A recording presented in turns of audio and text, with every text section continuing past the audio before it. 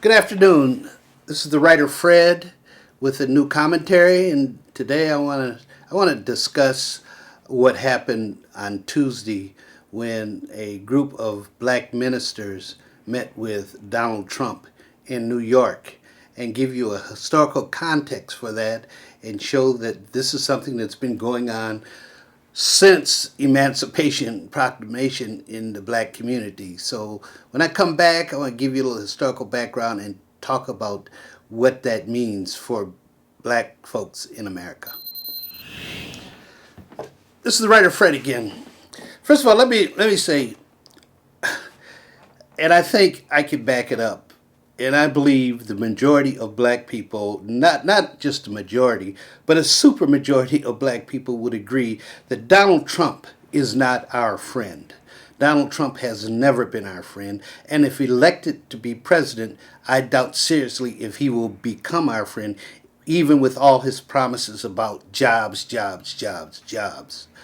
So, with that said, let me give you a little historical background as precedent for what those ministers did the other day. In 1890, a man by the name of Isaiah Montgomery was invited to attend the Mississippi Constitutional Convention. Now, that convention was called for only one reason, and that was to change the Constitution to take away all rights that blacks had gained during Reconstruction. That was to implement all segregation and take away, to disenfranchise black voters. Isaiah Montgomery was black. So Isaiah knew he had to justify why he was doing this. And so I just want to read from what he said was his reason. In a long and eloquent speech, he supported the convention's efforts. He was willing to sacrifice black voting rights, quote, a fearful sacrifice laid upon the burning altar of liberty, unquote, in order to end racial conflict, to bridge a chasm that has been widening and deepening for a generation, to divert the maelstrom that threatens destruction to you and yours while it promises no enduring and prosperity to me and mine. And what he's saying that let's go along with these segregated laws because there's no other way we can win. And let's concentrate on building up economic ability within our community and support ourselves. Well, we know that wouldn't even work either. Establishing literacy and property requirements for voting, he acknowledged, this is Montgomery, would exclude most of his people from the polls. But that exclusion need be only temporary and in fact would be ultimately beneficial to the race. Understand what this guy is saying. By excluding blacks from the ability to vote in 1890 would be beneficial to the race. You talk about irresponsibility and irrational thinking. I mean, he takes the cake. So let's fast forward to Tuesday.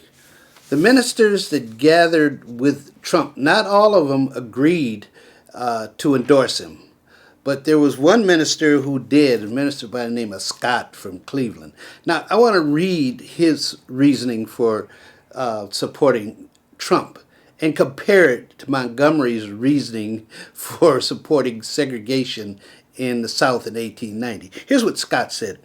If God raises up somebody who can speak the word of God to Trump, who he will listen to, and God feels I can help provide an avenue for him to have a dialogue with African Americans, then I embrace that position. If that does happen, it's God that did it. Folks, this is irrational poppycock. I mean, really.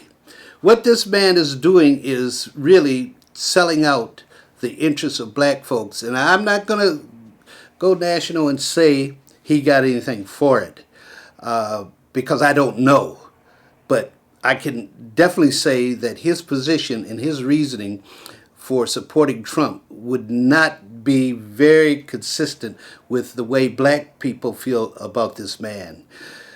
So, in times where we're having black kids shot and killed by police, we know what happened in Chicago. when there's so much turbulence building up in this country, when race relations are probably as bad as they have been in a very long time, we have this demagogue, Trump, who has demeaned, insulted every minority group in this country. And we have some of our black ministers kowtowing to him. I think it's time for the members of those churches. I can't speak for them. Hopefully, I can only say I hope they don't support his position on Trump. So maybe it's time for them to have an emergency meeting.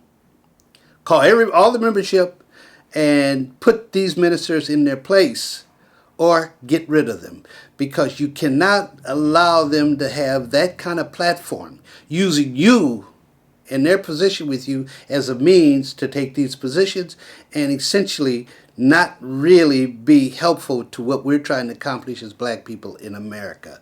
Let's stop this nonsense, folks. Let's do what's right. I'm not telling you who to support, but I'm telling you we sure don't want to support a man like Donald Trump. This is the writer Fred with this week's weekly commentary. I'm making another social deposit into the dialogue on the ongoing problems confronting our race in this country, looking for a return on my investment when you hit me up at fredblackvideonews.com.